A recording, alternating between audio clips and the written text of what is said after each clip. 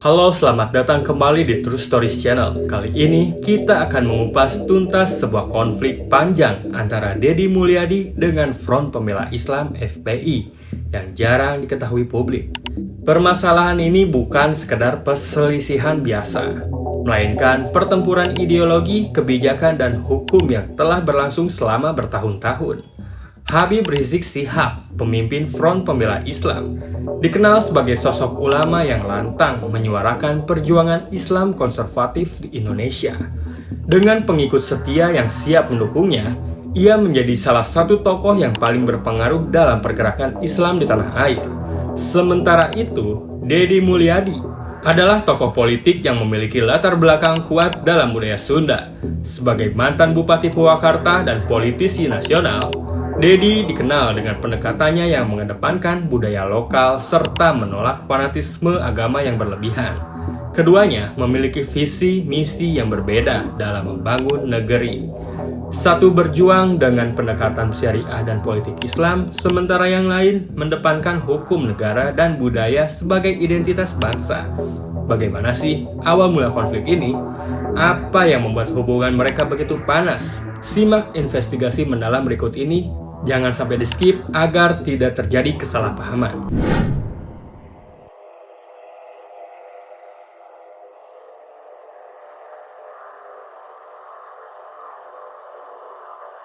Konflik antara Deddy Mulyadi dan Front Pembela Islam (FPI) bukanlah sesuatu yang tiba-tiba muncul begitu saja.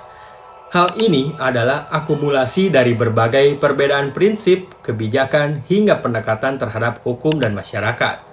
Meskipun Deddy Mulyadi dikenal sebagai sosok yang tegas dan nasionalis, kebijakannya seringkali bertentangan dengan FPI yang memiliki ideologi Islam garis keras. Sejarah panjang hubungan mereka penuh dengan ketegangan yang berulang kali mencuat ke publik. Konflik ini bermula sejak Deddy Mulyadi menjabat sebagai Bupati Purwakarta tahun 2008 hingga 2018. Kala itu, ia gencar mempromosikan budaya Sunda dengan memperkenalkan sebagian simbol dan tradisi, termasuk pengguna pakaian khas Sunda dan revitalitas kesenian lokal. Namun, pendekatan ini mendapat kritik keras dari FPI yang menuduhnya membawa unsur kemusyrikan. Habib Bahar bin Smith, salah satu tokoh Islam garis keras, secara terbuka menyebut nama Deddy Mulyadi dalam beberapa ceramahnya, menyebutkan sebagai pemimpin yang menyesatkan, katanya ya, karena menghidupkan kembali tradisi yang dianggap bertentangan dengan Islam.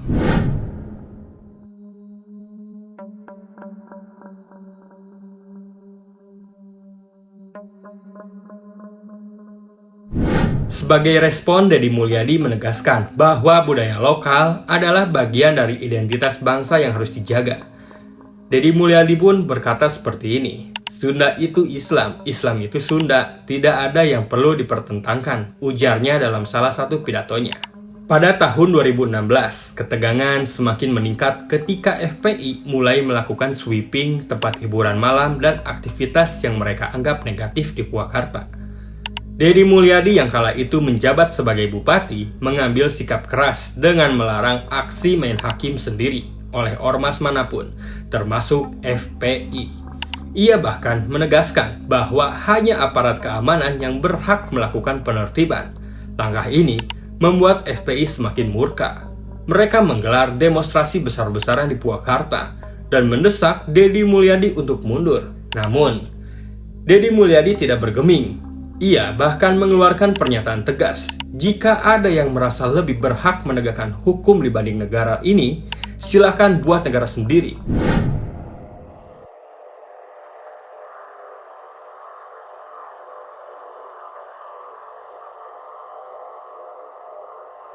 Tahun 2020 menjadi titik balik konflik ini. Saat itu, markas syariah FPI di Megamendung, Bogor, mulai menjadi sorotan karena diduga berdiri di atas lahan milik PTPN 8 tanpa izin resmi. Kasus ini semakin mencuat setelah PTPN 8 melayangkan somasi kepada pihak pesantren yang dikelola Habib Rizik Syihab. Deddy Mulyadi yang saat itu menjabat sebagai anggota DPR RI angkat bicara dan mendukung langkah hukum untuk mengusut tuntas kepemilikan tanah tersebut. Ia bahkan secara terbuka menyebutkan bahwa tidak ada siapapun yang boleh mendirikan bangunan di atas tanah negara tanpa izin. Pernyataan ini langsung memicu api FPI. Habib Rizik Syihab menolak tuduhan bahwa tanah tersebut ilegal. Ia mengklaim bahwa lahan itu dikelola oleh petani selama lebih dari 30 tahun, sehingga berhak diklaim berdasarkan Undang-Undang Agraria. Namun Deddy Mulyadi tetap pada pendiriannya yang kuat. Kalau memang punya bukti kepemilikan sah, tunjukkan di pengadilan. Jangan hanya berkuar-kuar di jalan, ujarnya ya.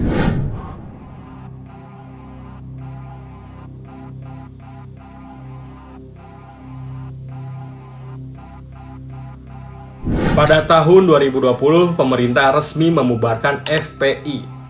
Dan banyak tokoh utama yang menghadapi berbagai kasus hukum. Namun, meskipun organisasi ini sudah tidak ada secara resmi, pengaruhnya masih terasa, terutama di Jawa Barat. Ketika Deddy Mulyadi mencalonkan diri sebagai Gubernur Jawa Barat pada tahun 2025, isu perseteruan dengan FPI kembali mencuat. Beberapa kelompok yang masih loyal kepada FPI menyerukan penolakan terhadap Deddy Mulyadi dan menganggapnya sebagai musuh umat. Bahkan, dalam beberapa demonstrasi namanya sering disebut sebagai bagian upaya untuk penjajahan budaya, katanya ya. Namun Deddy Mulyadi tetap teguh, "Saya tidak memusuhi Islam, saya hanya menegakkan aturan negara. Kalau kita ingin hidup damai, hormati hukum yang berlaku," tegasnya.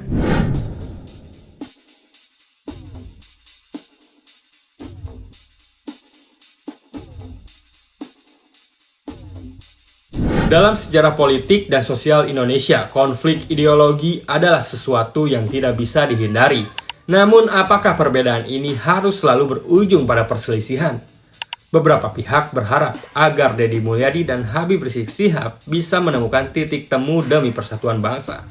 Bagaimanapun juga, keduanya memiliki pengaruh yang sangat besar di masyarakat. Jika perbedaan ini bisa dikelola dengan baik, bukan tidak mungkin akan ada jembatan dialog yang bisa mempertemukan kepentingan keduanya. Namun, di sisi lain, beberapa pengamat menilai bahwa perbedaan ideologi yang begitu tajam akan sulit didamaikan. Apakah keduanya akan terus bersaing hingga akhir? Ataukah ada peluang untuk rekonsiliasi? Hingga saat ini, konflik antara Deddy Mulyadi dan FPI masih terus menjadi perdebatan. Ada yang menganggap Deddy sebagai pahlawan yang berani melawan kelompok garis keras, sementara yang lain melihat sebagai ancaman terhadap perjuangan Islam konservatif di Indonesia. Namun satu hal yang pasti, pertarungan ini bukan sekedar politik pribadi ya. Ini adalah pertarungan antara dua pandangan tentang bagaimana hukum, budaya, dan agama harus berperan dalam masyarakat. Kita semua berharap agar konflik ini dapat diselesaikan dengan damai, tanpa perlu ada perpecahan lebih lanjut di masyarakat. Semoga Deddy Mulyadi dan anggota FPI bisa menemukan titik temu demi kepentingan bersama. Bagaimana menurut Anda? Apakah Deddy Mulyadi benar dalam langkahnya, atau justru FPI yang memiliki hak untuk mempertahankan perjuangannya? Berikan pendapat Anda di dalam kolom komentar. Jangan lupa like, share, dan subscribe The True Stories Channel agar tidak ketinggalan berita terbaru. Terima kasih sudah menonton.